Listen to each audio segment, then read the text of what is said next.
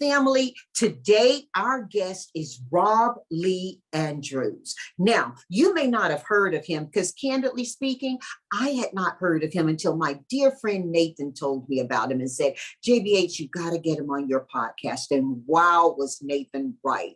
Rob Lee Andrews actually had a professional football career playing with the Stampeders at the Canadian National Football League level. And he made a big choice to walk away from a big career with a big success. And a lot of people would say he's doing local stuff now, but once you enjoy this visit with him, I know you're going to share my perspective. Rob Lee made a big decision and he's making a big difference from it. I'm so excited for you to learn about the work he's doing in his community to assure that all people are working and to learn from his journey. It's teaching to all of us. Let's enjoy the visit.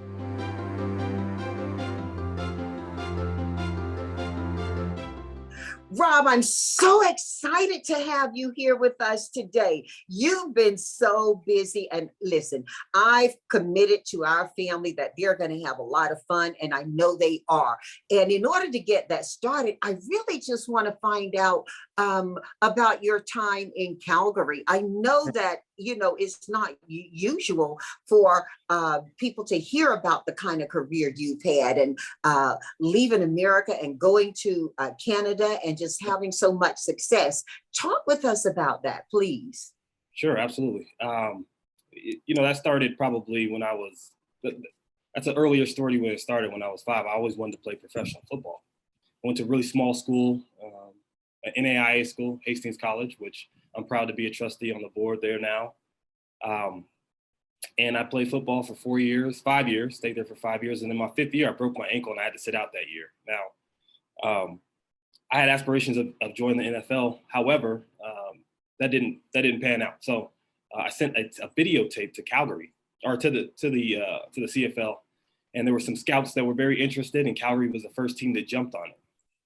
So I was very fortunate to, you know, make it to my dream that I had since 5 years old to play professional football. It was one of the most life-changing experiences that I've ever had, even though it was for a short period of time.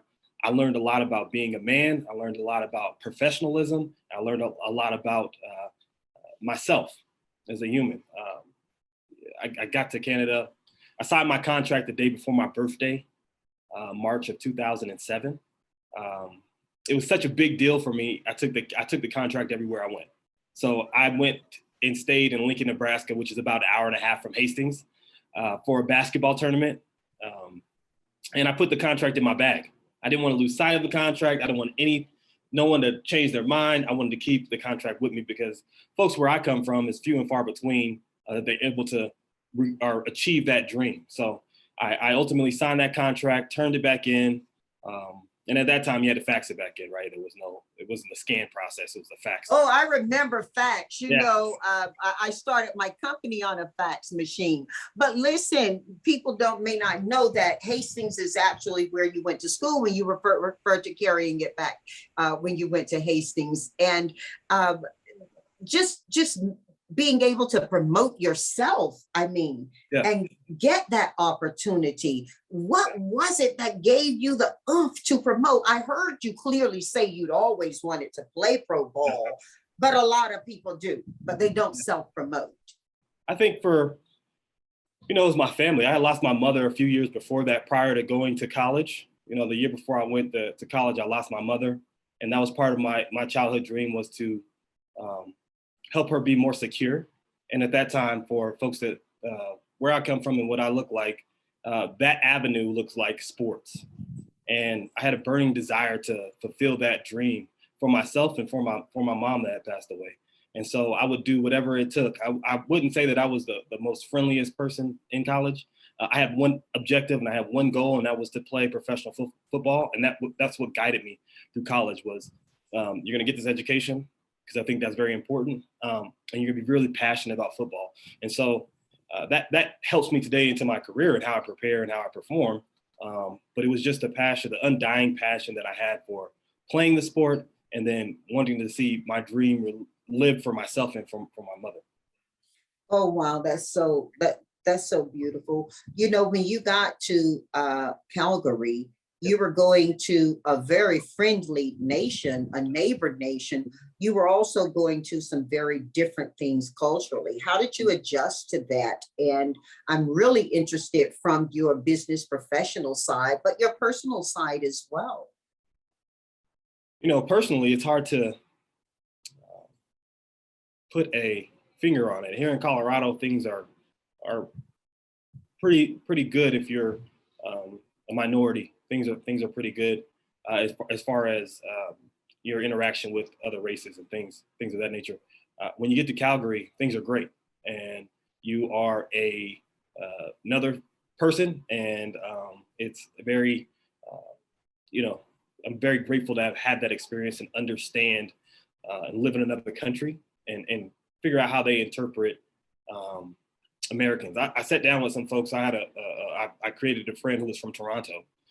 He played in college in Toronto, and then he came to Calgary, and I would just ask him questions about how people perceived Americans, especially African Americans, and what he thought about Americans coming over to Canada to play. There were some strange and tricky rules about Canada as a professional. When you go play in Calgary, they can only have a certain amount of Americans on the team, and the rest have to be from Canada or another part of the world. So you're really battling with other Americans at that time and not Canadians to make the team and be a part of something special. So I didn't, it was very, very accommodating. You know, folks would stop and pick you up in the rain if you needed a ride. It was a great atmosphere to be in.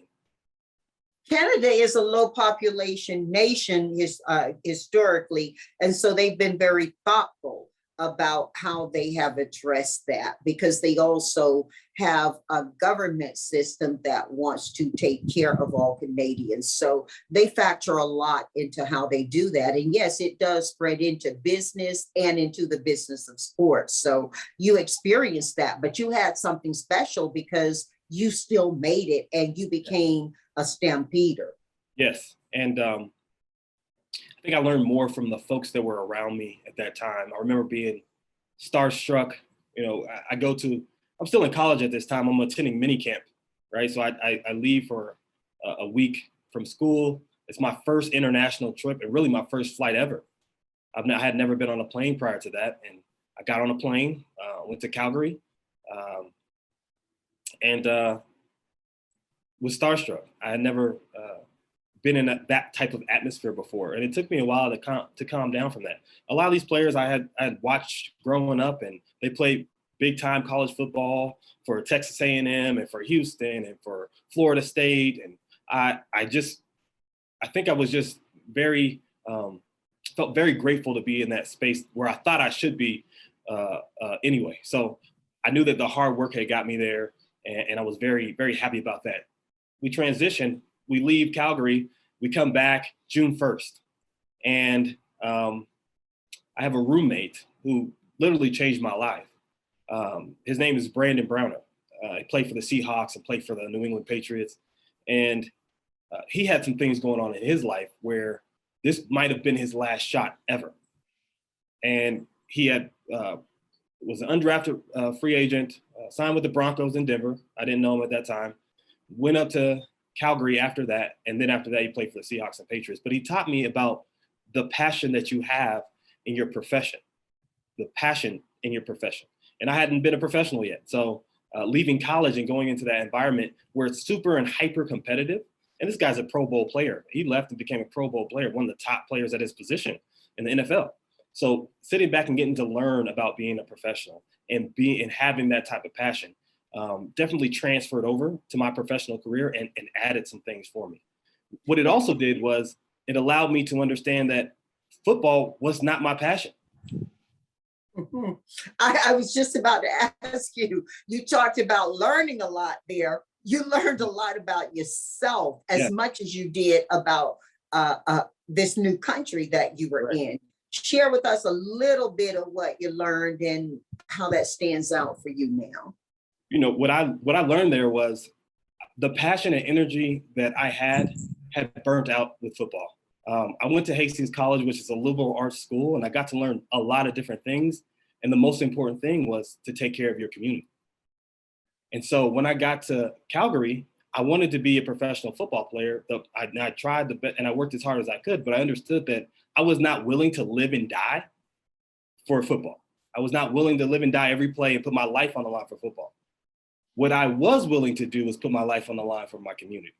And that was the most important for me, was I wanted to provide some type of opportunity for folks that come from where I come from, look like what I look like, in economic development. And that was more pressing for me. You know, my mother was a CNA. She had cancer throughout my childhood. And I remember being economically disadvantaged. My father was a construction worker who did insulation. He did insulation for 21 years and always wanted to be his best, always wanted to be the best at it. Very humble beginnings. And it just— Where did they come from? I mean, because, you know, now that we know about your time as a stampeder, and I just was so excited about that, because you are the first athlete I've met who went pro, had a really bright future, and decided, no, I'm not passionate. Let somebody else have this spot. I'm moving to my passion. That's huge, Rob. That had to start before Hastings. I mean, the influence of that. Tell us about your beginning and how you grew up, where you were born. Let's just get to know you. Absolutely. I'm from Colorado Springs, Colorado. My mother was born in Shreveport, Louisiana. My father was born in Shelby, Mississippi. He was 13 brothers and sisters. So they— Shelby and your mom's home in Louisiana, they're not that far away, are they? They kind of, yeah. But not, but funny enough, they didn't meet each other until they lived in Compton, California. But isn't that interesting how that happens? It is. And Compton's a big part of my story as well. That's where they met. And I still have a sister that lives out there. Everyone in my family's born in California, except for me and my little sister. There's 5 of us. Were your parents each from a big family, or what provoked their move to Compton? And what year did they move there? Yeah, so my mother went through that great migration. Her father was enlisted at West Point. He met my grandma, Ruby, in Louisiana. They had some children, and they're part of that first migration to Compton of that Black middle class. So they decided to go there and be a part of that. He got out of the military, and they felt like that was the destination to go to. My father enlisted in the Army, and he was in Vietnam. He was a helicopter crew chief. He was an E5, and he was stationed in Fort Riley, Kansas. My aunt, his little sister, my Aunt Diane, lived out in California, and we have other family and relatives out there. So he decided to follow her, and he went out to California. And my mother and my aunt were taking CNA classes together at Compton Community College.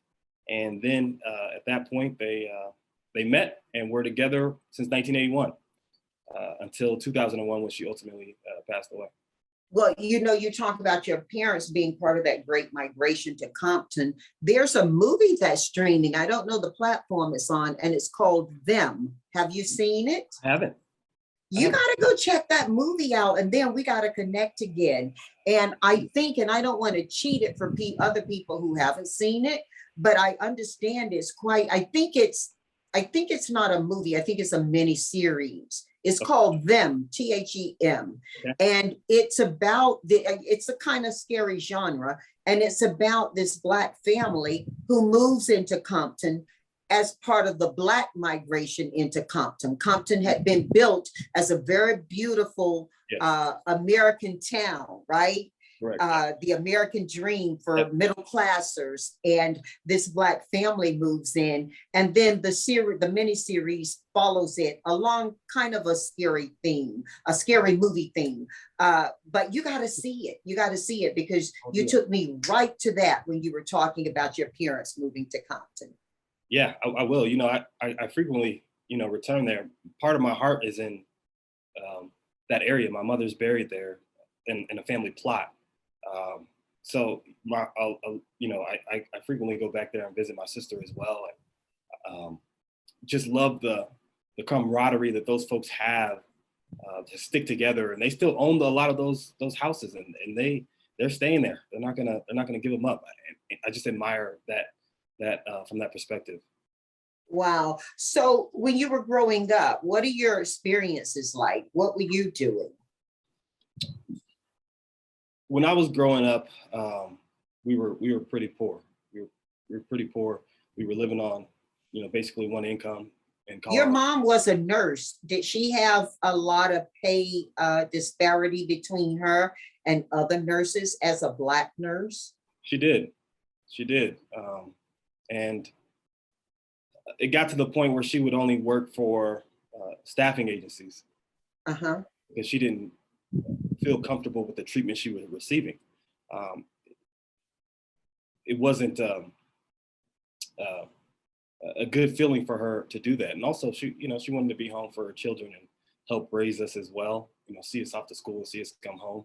I think, I've seen a lot of shift in my own business, Robin. I know you see this with the work you do, where people who historically thought going to work directly for a company was the better solution, but now they are choosing to work through staffing companies because they see them more as their agents. Right. They represent them on a lot of levels. And so especially companies who keep the candidate at the center of their universe. So your mom learned that pretty early on. She did.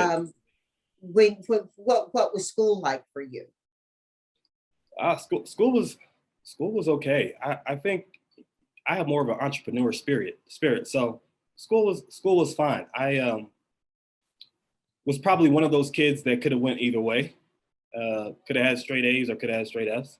I didn't. I kind of did as much as I could to get by early on in school until I got to high school and I met a mentor of mine now, a former principal of ours, who really pushed me. And that was kind of the start of me really putting a lot of effort into things. He really pushed me to be my best and to really be reflective of what my best is and to think internally about what I wanted to be when I grow up and who I wanted to be and what do you want things to look like.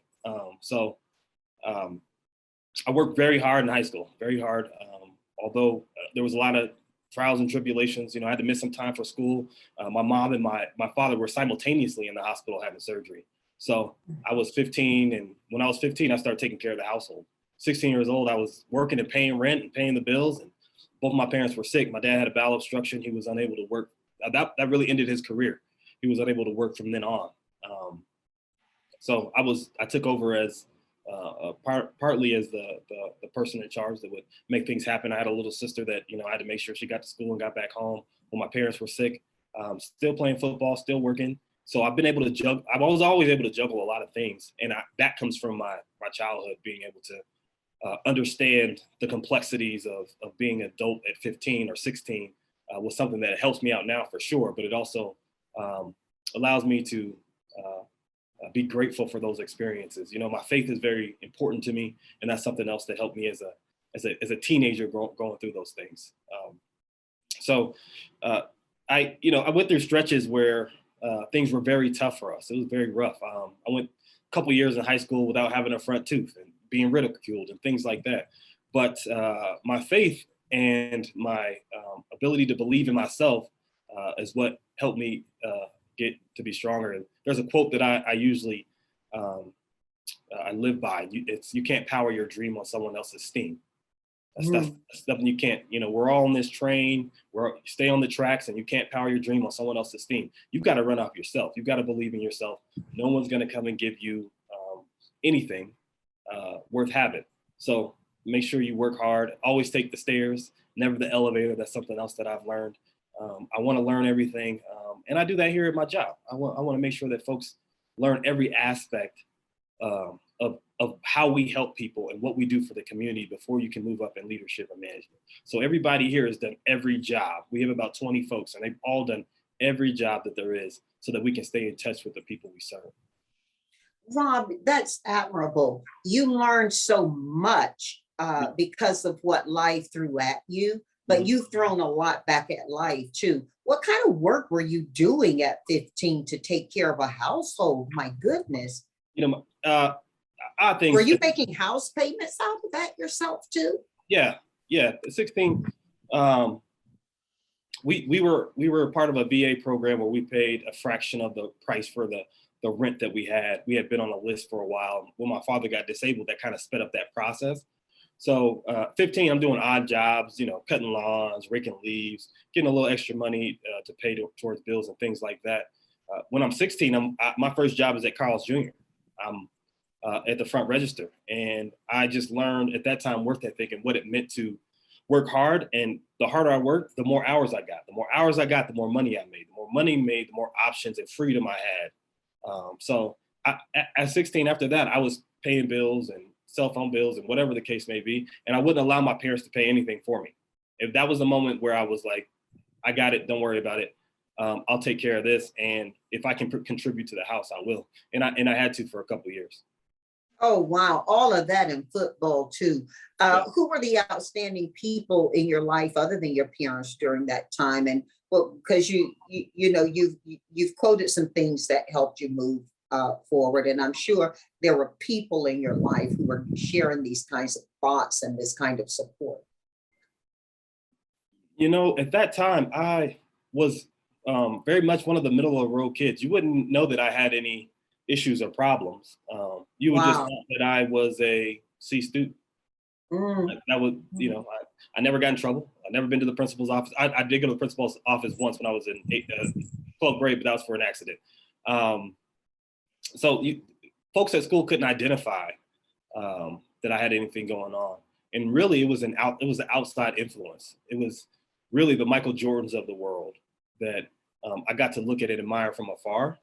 That kind of kept me on the straight and narrow. It was the folks that I saw. Like so many other young kids, Black or white or whatever, you were looking at people who were famous and people who were in the media and building your dreams and your ideas about what life could be like for yourself from that.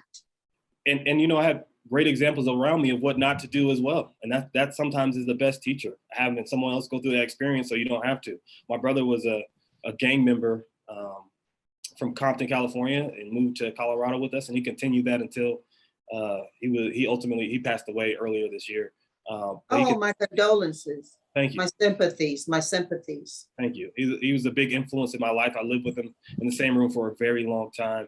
And he taught me what not to do. And he wouldn't allow me to go down that road either. He was. Oh, wow, wait a minute. So he made a choice for his life. Yeah. And he knew what he was doing. And he told you, don't do what I'm doing. Yes. Wow. And he would ensure that I would not. And he would ensure my friends did not too. He would make sure that we all didn't choose that path. And that he was very supportive in that. And if there was anything that we needed help with, he was there to support as well. And he taught me a lot. Was it peer influence that took him into the game? He was much older. He was much older than I was, about 12 years older. And what took him into the gang is where he lived at. Okay. All right. At that time, it was, if you're from this neighborhood, in this age range, we're going to make you be one of us. And so if you walk out the door, you're in our territory. You're in our territory. So you're either with us or you're against us. So yeah. He ultimately decided to join a gang in California. And I think that was obviously a mistake.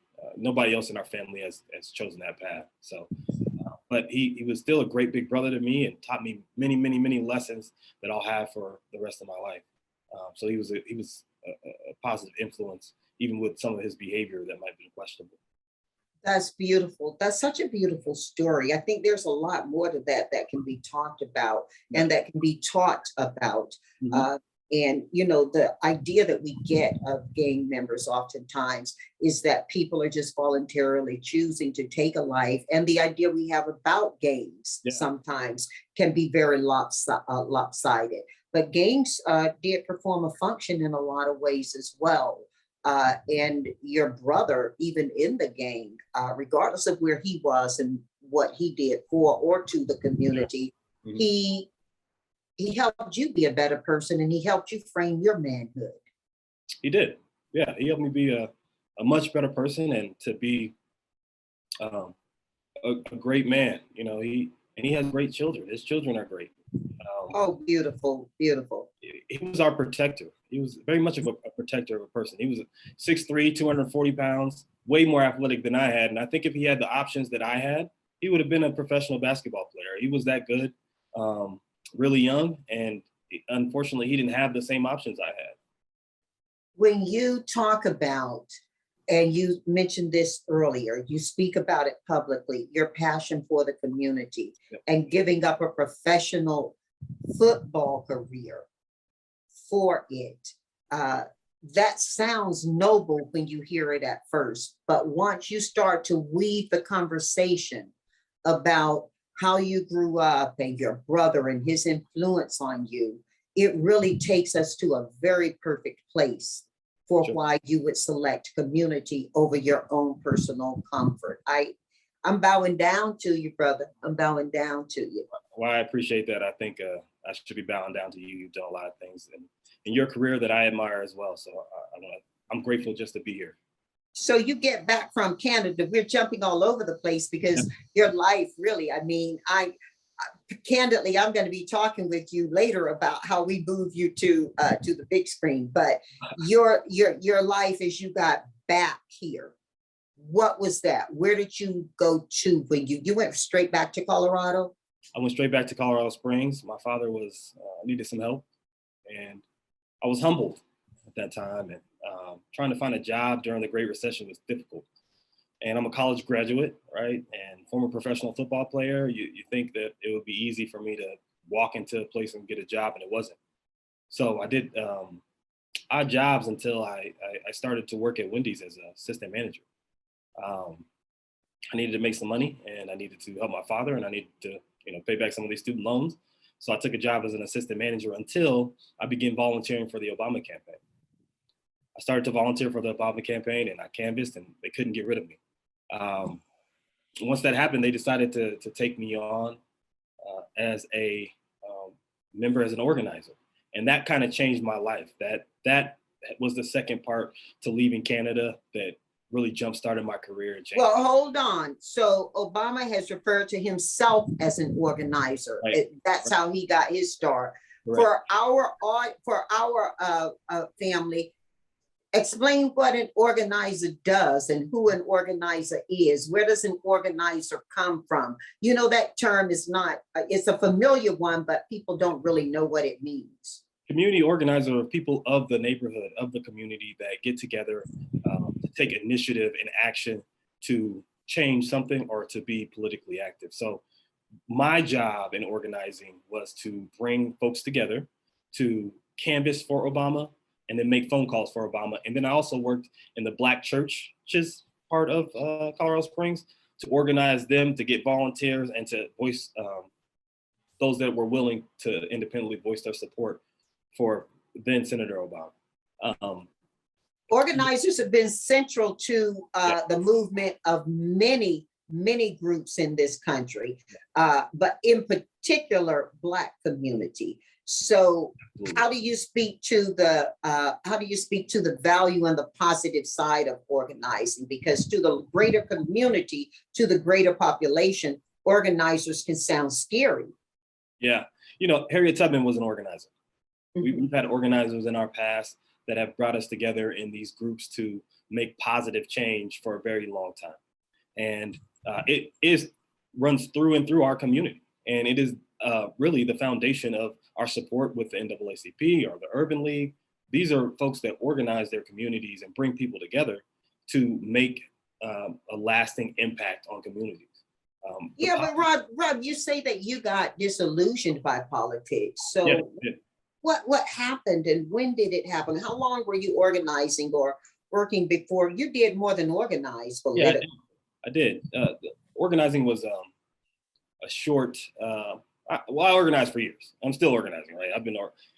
Once an organizer, always an organizer. You'll never lose that. You'll always try to do that. But the dissolution from politics came after the election, when I decided that I wanted to run for city council in Colorado Springs.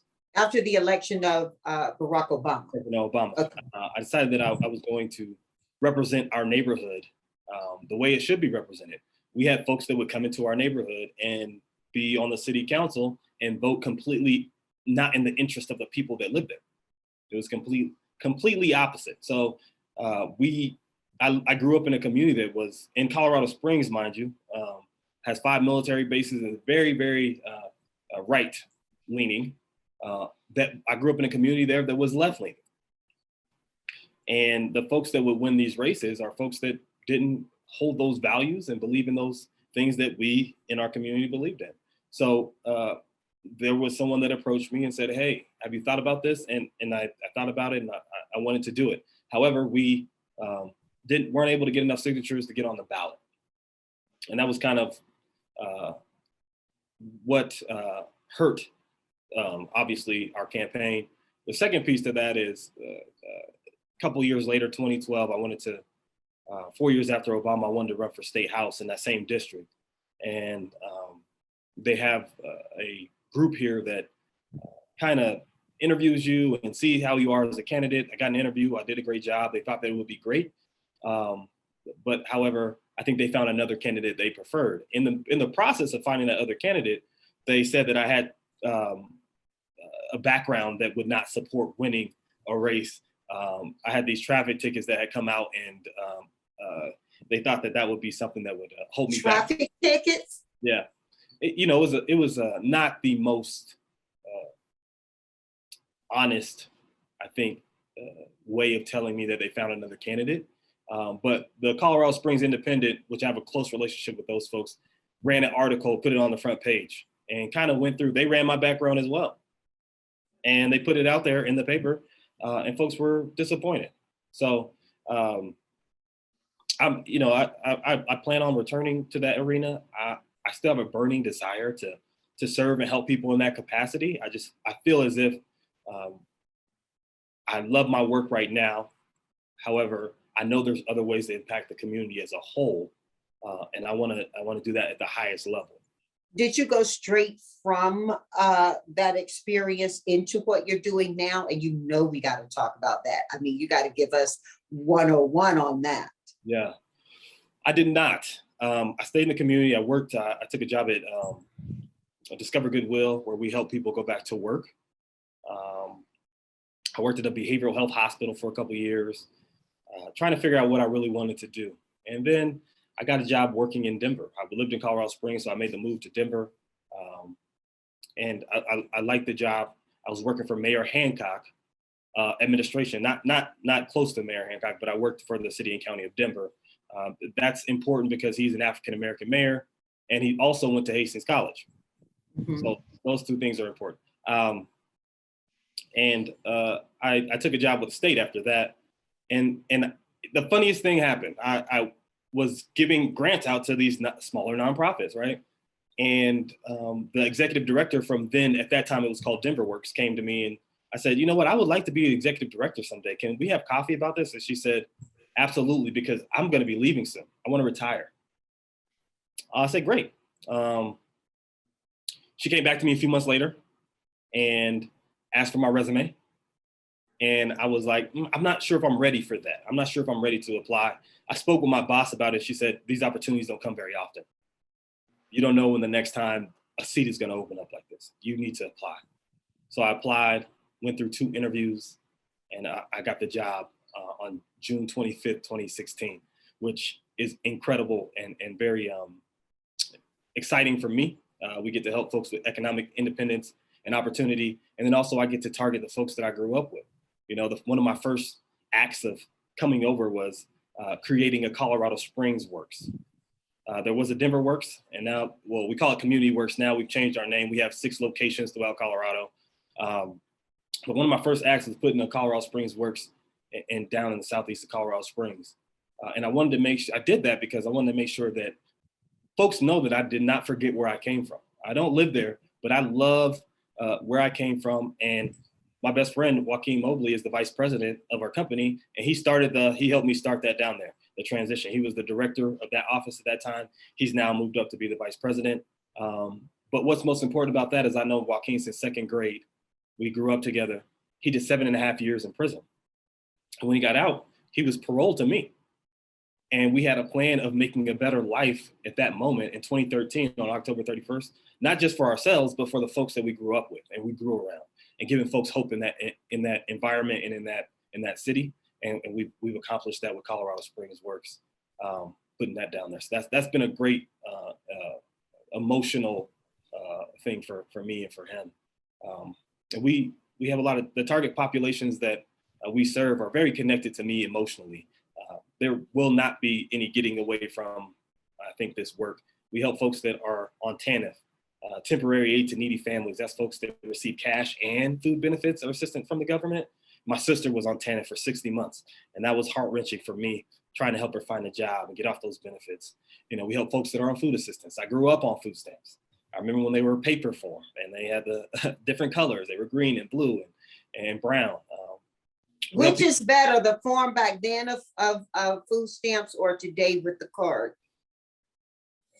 I think the card is much better. It's easier to get folks their resources. It's much easier. It's a push of a button now. Back then it was a long trip, an all-day event. You were at the food assistance office. You were going to get some food stamps. You were going to be there all day. Now it's more of a push of a button. You know, you can call people, you can email. They have an app for it. It's a lot easier, and a lot easier to control. You know, folks think that food assistance is riddled with folks that are stealing from the system. You know, that's only 2% of the folks here in Colorado they think are committing some kind of fraud, or that they found there's some kind of fraud. 98% actually just are suffering from economic opportunity. Yeah, because you do hear these stories, these, you know, they don't hit the news all the time, but you hear these stories when, like you and me, you stay connected to your neighborhood and to where you grew up, about people selling food stamps and that kind of thing. You do hear that. And I remember my sister was telling me about an incident similar to that she'd heard of. And she said, you know, if it's that bad that somebody's selling food stamps, are you going to penalize them for selling the food stamp, or do you look at how to depenalize the system so that people, you know, can remove? I mean, it's this, isn't it, Rob? It's this. Yeah, it is. You know, folks are in a cycle, and if they're selling their food stamps, it's because they need cash. Mm-hmm. And that cash is probably more of a need for them, that they would risk their food in order to sell it. Mm-hmm. So we've got to look at the system and try to figure out, okay, how do we help these folks? And here we work on that. It's called the cliff effect. You know, we help when folks are down on their luck, out of food assistance, try to help them get the resources they need so they don't have to do those type of things. A lot of our family are professional people, mm-hmm. And while they may have their own relationship and connections to the communities you're talking about servicing, the other thing I want to have you talk about is, why would they be interested in what you're doing? Why is what you're doing of importance to them? You know, a rising tide in communities lifts all boats. So when you see your neighbor, it's connected, you know, just as properties are connected, right? If my house sells for X amount on this block, then, or this house sells for X amount on this block, then my house is comparable. You know, real estate. Well, in California, folks are worried about if my house is next to yours and a fire, you know, we've got fires going. So that's definitely a concern in California. Not so much here, unless you're in the mountains, right? We have a lot of mountains, but you know, when my house sells well, your house sells well. That's also true for the quality of life. If my quality of life is good, your quality of life will be well. And life, for me, how I see it, is not about what you get out of it, but about what you put into it and how you affect others. And by supporting an organization like ours, where we go in and we help with economic independence and opportunity, you're not losing much. You're enhancing your experience for yourself, for your children, and for the next generation. So, Rob, I want you to look straight at me right now and just give me that 30-second, 60-second, take twice as long as if you need, elevator pitch on exactly what it is you do, your organization, and let our family, let those of us who want to care, understand about something that's working. Sure, absolutely. It is working. I'm glad you said that. I work at CommunityWorks, where I'm the president and CEO, and our mission is to help folks that are struggling or behind that economic independence or economic opportunity gap, go back to work through job preparation, job placement. What that looks like, job preparation is we give out credentials that help folks get paid a higher wage. So we have a construction pre-apprentice program and a registered apprenticeship program that help folks go and get Davis-Bacon wages or get wages that will be livable for their family and the communities that they live in. Job placement is we directly place folks into our partners' businesses. So we have business partners that we have, they'll call us when they need folks, and we'll send prepared folks that we've screened and recruited to that, all free of cost to the business. So we don't charge our community members anything for that.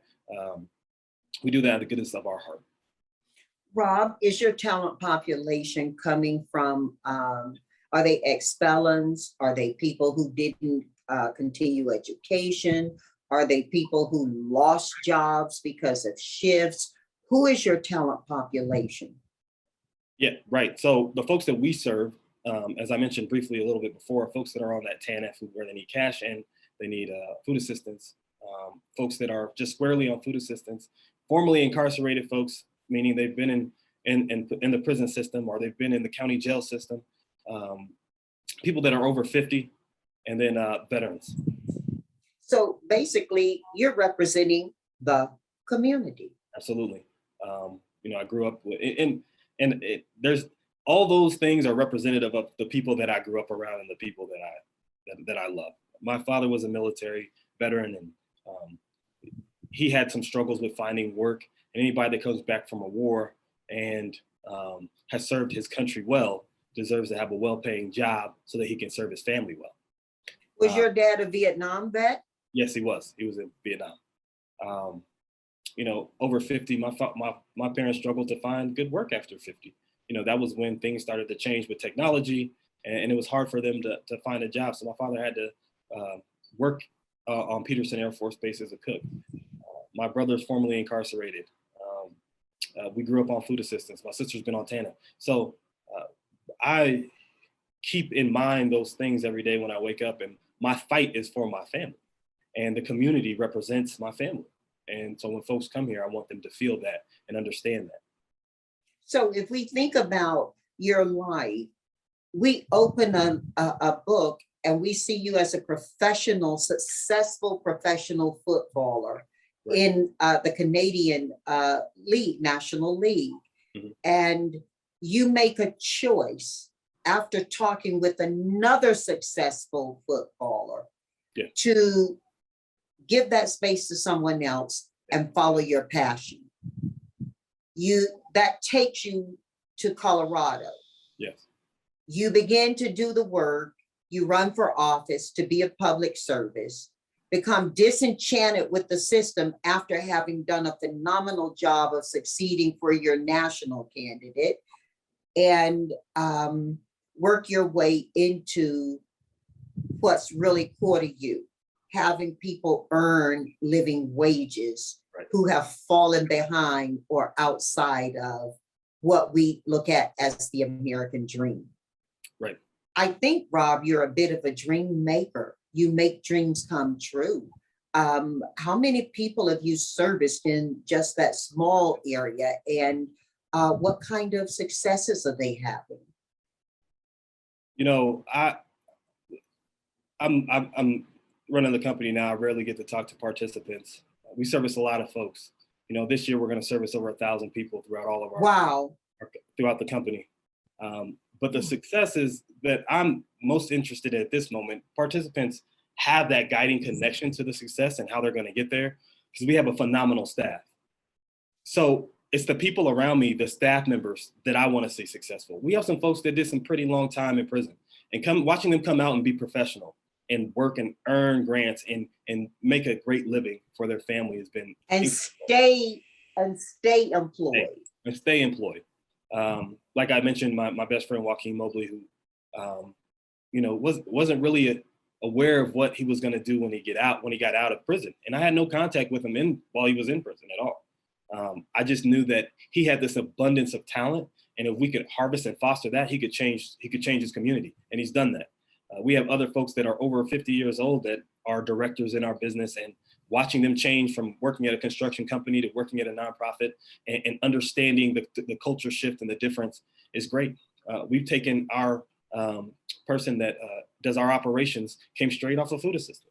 We hired her off a food assistant, and watching the people around me grow has been one of the most phenomenal things that I can even ask for. And that's what's important to me. Not only that we help the people in the community that are those target populations, but they also work here and help the people in the community. So we're interested in hiring people that are of the community and had these trials and had these tribulations and have overcome them. So they can not only teach folks, but they can be an example for everyone in the community. Wow. Wow. Yeah, because you did talk earlier in our conversation that many of the role models you had for what success looked like were people in the media. You had Right. role models for what success didn't look like immediate to you, but the media offered you that. And now you're bringing that success back local so people can see it and touch it and say good morning to it and sit next to it and offer success a ride. I think it's just brilliant. I think it's just brilliant what you're doing. It took a lot of boldness to walk away from the opportunity you had and make this choice. God's work, Rob. You also talk about keeping money in the neighborhoods. Yep. Now, the principle of money moving is pretty strongly accepted by most of us. So what do you mean by keeping money in the neighborhood? Well, we want to make sure that folks have the ability to change their own environment and their quality of life. And the way to do that is by buying things from local folks in your neighborhood.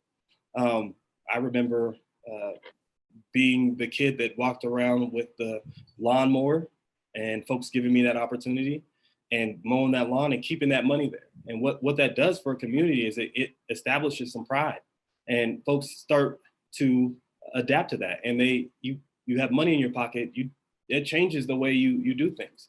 I don't think folks actually understand some of the premises of violence and crime in their community. People steal because they don't have it. That's why they steal. If you put some money in their pocket and circulate that dollar, that changes the community. They'll think twice about doing that. What I hear a lot from folks that have been in that environment and have done things like stole or sold drugs or something is they like the idea of putting money back in the community because it comes with no strings attached. They don't have to wake up and worry about somebody knocking on their door and telling them they got to go back to jail. Wow. Many of our family are university students. Sure. They may be first or second year. The opportunity to succeed and complete their education is there.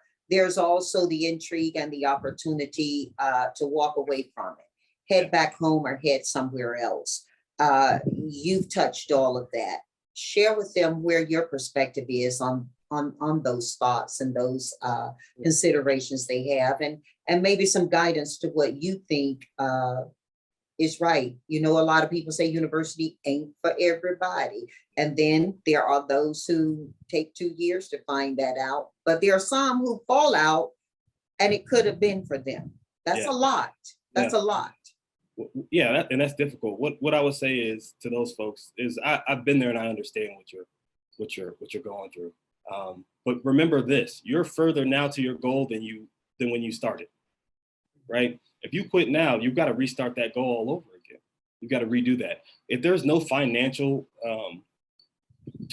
detriment to working and being at a school, I would stay that. I would stay there. I take a look back at my college life, and I think that the kids now have a lot more advantages than I did. And I graduated in 2007. Folks can actually run businesses from their dorm rooms and go to school at the same time, that would have been something I would have done. I would have been on Grubhub or Uber. I would have had more flexibility to do that. But life is going to be difficult, and at every turn, you're not going to be able to say this isn't for me, right? Because life is that way. And if you want to make a better living and survive and be stronger than before, you'll go through the tough parts of it. Those tough parts are temporary.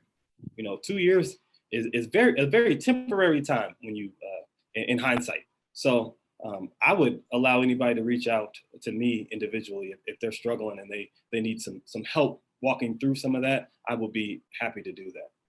Well, we're certainly going to share your contact with everybody. And there are some folks who are graduated, successful, Sure. near finish of their careers. Why is what you're doing, why does it matter to them, Rob? Yeah. I should say to us. I'm one of these people. I'm part of this family. Why does it matter to us what you're doing? You talked about the neighbor prospect of it, and a rising tide lifts all boats. That's big talk. What's the simple talk? What's the close talk? Simply these people are your family. They are connected to you in some way, some shape, some form. And as a man of faith, I believe that we're all connected and that I should love my neighbors, right? And I should do for them as I would do for myself. And what we see around the country now with the homeless issue or situation definitely affects my quality of life. And I think it affects everyone's quality of life. And we don't always get to give out big opportunities to folks. But little opportunities here and there also help people do the work. And I'm a man of trying to provide opportunities for folks. And I know there are folks that look like me, that are very professional, that are just like you, that want to help provide opportunities for folks as well. And we're the organization for that. Wow. Whew. Okay. Let's move to 4 for 4. And I'm going to ask you 4 questions and you're going to give me 4 answers to it. Yeah. We learned so much and I'm excited to go for you. You ready? You still got the I am. I'm ready to go. Right? You ready to go? Okay. Yeah. Ding, ding, ding. Round 1. You get to have dinner and invite any 4 people. You're hosting this dinner. Any 4 people from any period in life you can imagine, living or transitioned, to dinner. Who are they and why are they at this table? The first one would be, I would want to invite Jesus to the table. That would be the first person. And I want to invite Jesus because of my faith in how ardent and strong he was through that period of time that we read about. And the responsibility that he felt that he had to do some of those things is what helps me guide my life. I'd love to hear more about that. Hey, Rob, did you learn a lot or have you studied on your own a lot about boy Jesus? About what? About boy Jesus, Jesus as a boy. Not a lot, no. I would be some. My minor in college was religious studies. That's why I was asking you, because I've had a lot of people recently, for some reason, Rob, and I'm putting some in quote, for some reason, asking me, JBH, you speak to your faith, you speak to your belief system. What do you know about boy Jesus? Or, I was wondering, what was Jesus doing until Jesus got to his 30s? That's a great question. I have a religious professor that I'm pretty close with. He was my professor in college, and he really got me on the track of understanding religion and reading it. I'm gonna reach out to him and see. I'll have an answer for you. Yeah, come back and connect with us, because many of us are students of history, regardless of whether you live in the Christian faith. Many people are interested in the history as we represent it. And a lot of people want to tie the real with the imagined. And so it could be helpful. Yeah. But Jesus is at the table at this dinner because his strength, the strength and the amount of responsibility he was willing to take on for his fellow brother. That is incredible. And sisters. Jesus had close encounters with women as well. Very much so. So thank you for correcting me. But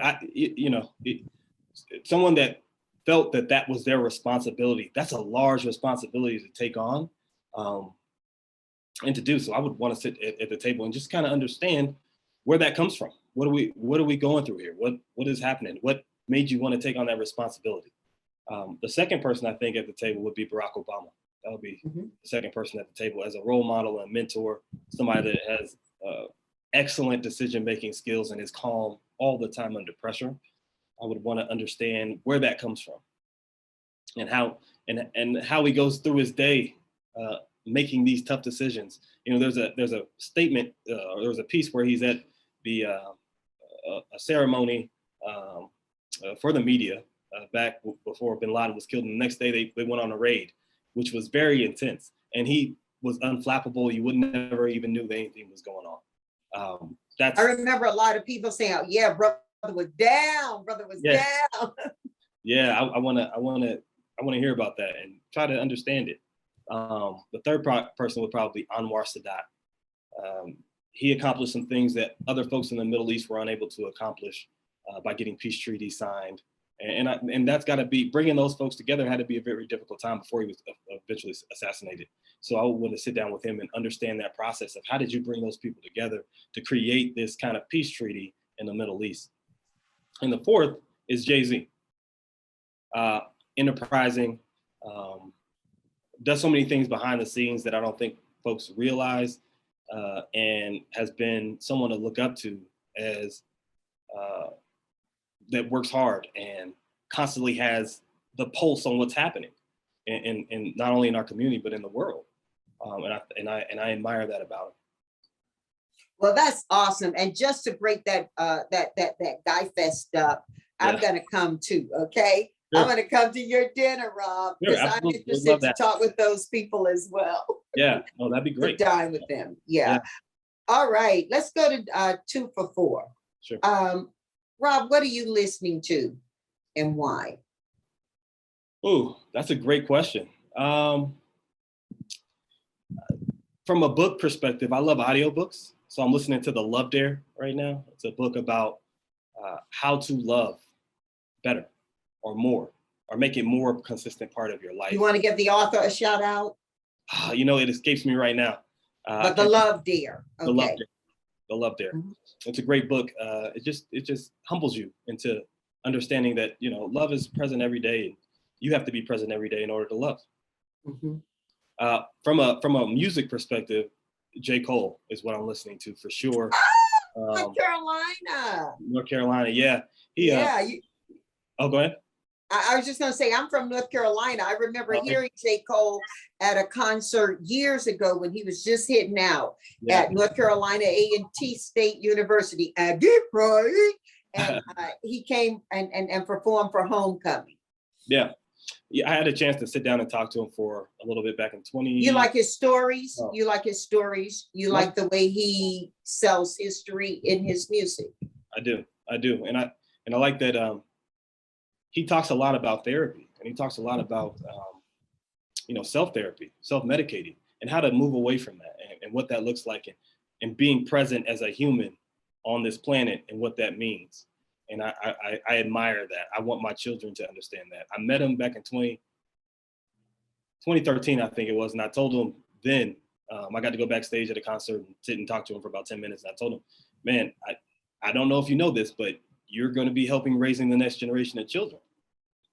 Mm-hmm. And that's exactly what he's doing. So well, you're doing that too. I understand the power of media and how he can do that prolifically and so profoundly. But you've raised a question I want to ask you something about, Rob, when you talk about self-medicating and people and therapy. I don't have the data in front of me right now, but I was reading somewhere, and I wonder if it plays out for the communities you service, or if you can speak to the larger communities, that over half the people in populations over 14 years of age are either self-medicating or on some prescriptive medication, and then over half of those are not getting therapy they need. Are those statistics? I mean, they're loose. Yeah. Do they have more statistical data to that, or is your supposition that that's in the realm of truth? That is from our work, we know that that's in the realm of truth, and it knows, for adults it might be skew a little bit larger, I think. And that's funny you should mention that. I wasn't going to mention it here, but our locations are spread out across Colorado, and each of them have a barbershop connected to them. So we have a barbershop program. But what that allows for is our participants to come in and take a seat and get their hair cut by our barber, and our barbers are trained to be able to listen to them correctly and be able to respond in a manner that allows them to have a therapeutic environment.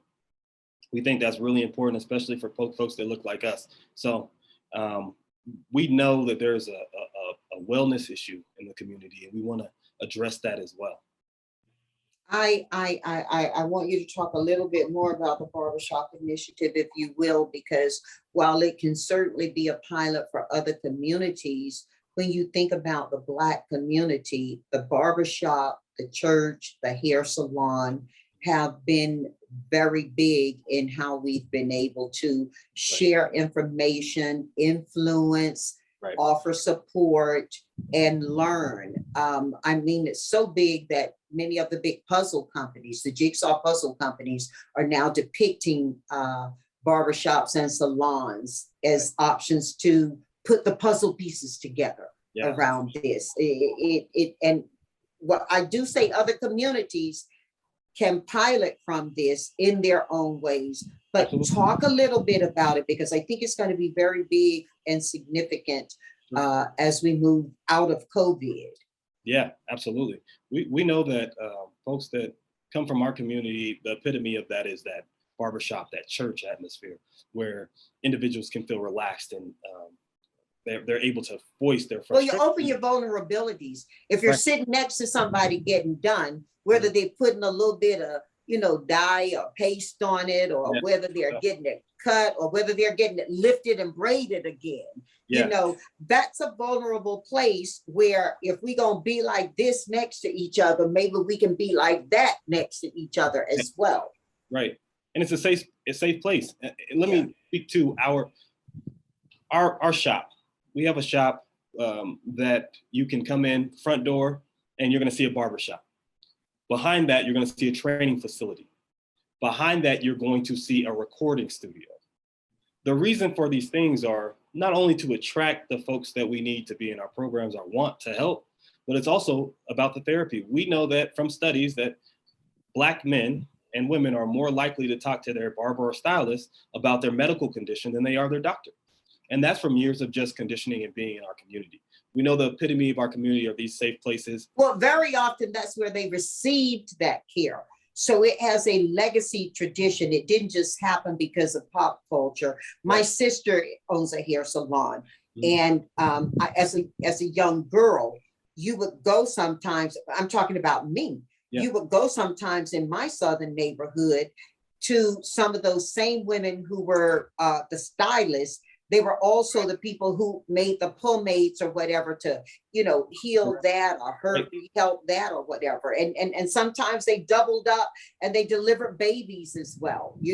I grew up at a time, Rob, where my parents, and in my very young age, we were not welcome to the community hospital, the general hospital. We were blessed to have a Black doctor who ran, Dr. Milton D. Quiglis, who ran, thank you, Dr. Quiglis, who ran a clinic just at the mouth of the Tar River and serviced the Black community. But people were coming from miles and miles around who were Black to him, but those who couldn't get there, or those who didn't have as urgent need, they were going to the salons, they were going to the stylists, and very often that was people's kitchens or back porch if the weather was good.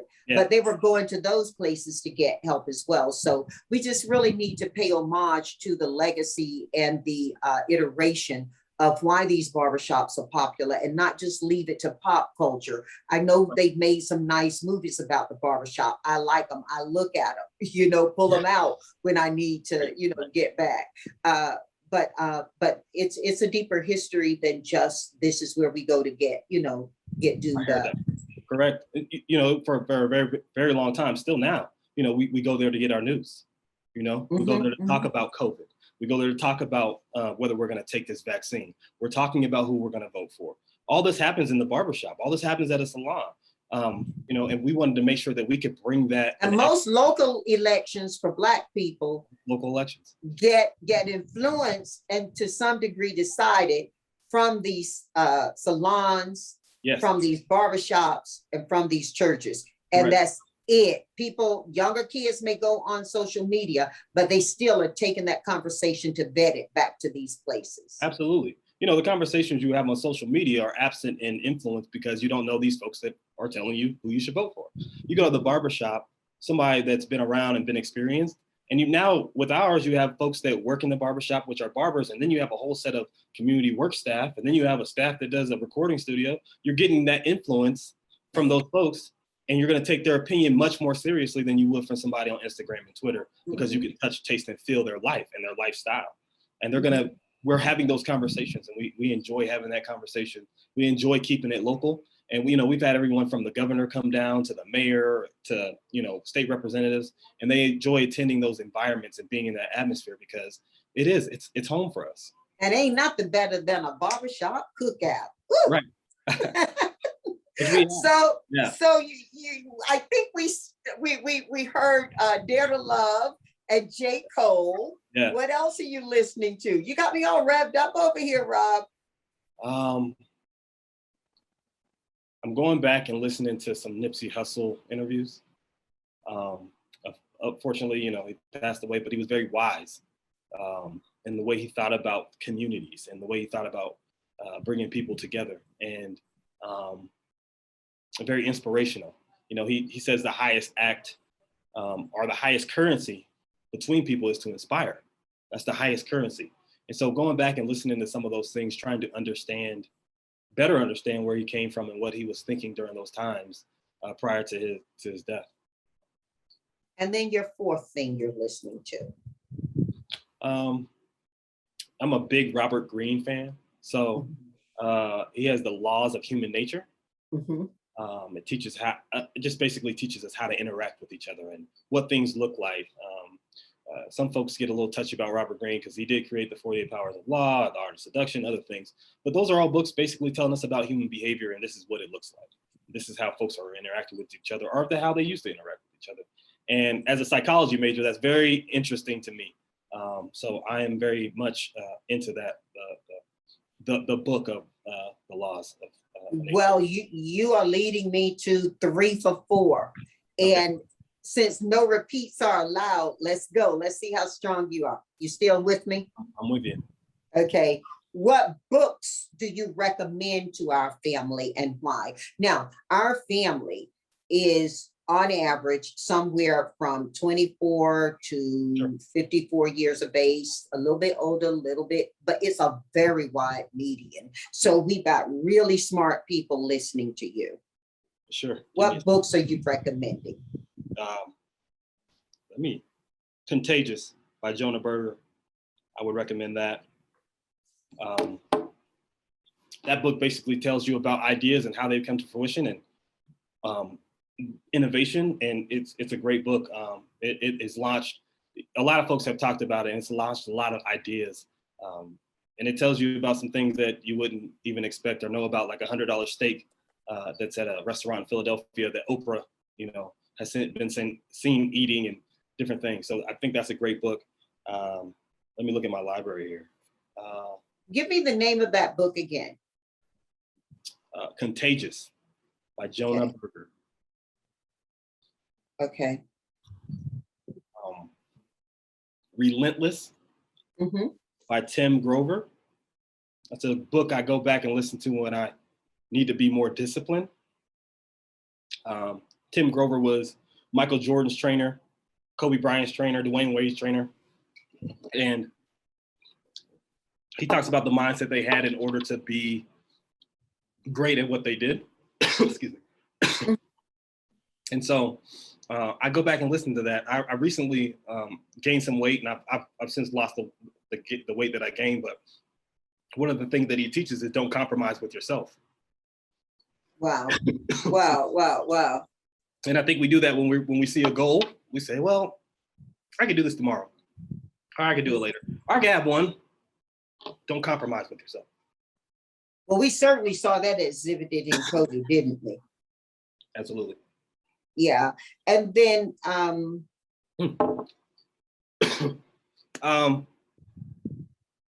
think Relentless, Contagious.